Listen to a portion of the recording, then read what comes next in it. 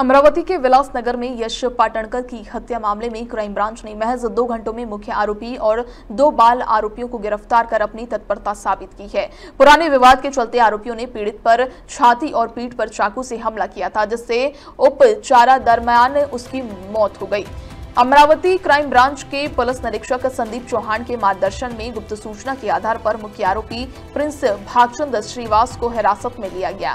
उसके 2 साथी बालकों को भी पकड़ लिया गया। पूछताछ में सभी ने अपराध स्वीकार किया। आरोपियों के कब्जे से वारदात में उपयोग किया गया चाकू और वाहन बरामद किया गया। आगे की कार्रवाई के लिए सभी आरोपियों को गाड़गेनगर पुलिस स्टेशन को सौंप दिया गया है। इस कार्रवाई में पुलिस आयुक्त अरविंद चावड़िया और पुलिस उपायुक्त गणेश शिंदे का मार्गदर्शन शामिल रहा।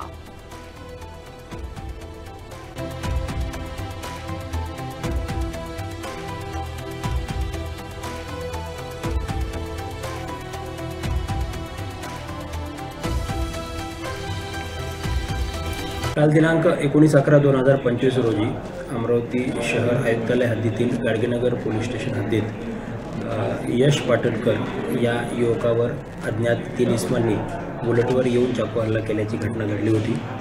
यश पाटणकर याला इरविन हॉस्पिटल येथे उपचारासाठी दाखल केला असता दुर्दैवाने त्याच्यात मृत्यू झाला होता आणि लगेच मग गुन्हे शाखा माननीय पोलीस आयुक्त यांच्या आदेशान्वये गुन्हे शाखेचे पथक लागलीच त्या अनोळखी इसमांची ओळख पटवण्याच्या मागे लागले आणि अवघ्या 2 तासात त्या आरोपींची ओळख पटवून त्यापैकी आरोपी जो प्रिन्स उर्फ कार्तिक भागचंद श्रीवास वय 18 वर्ष याला व इतर 2 विधी संघर्षग्रस्त बालकाला ताब्यात घेतले।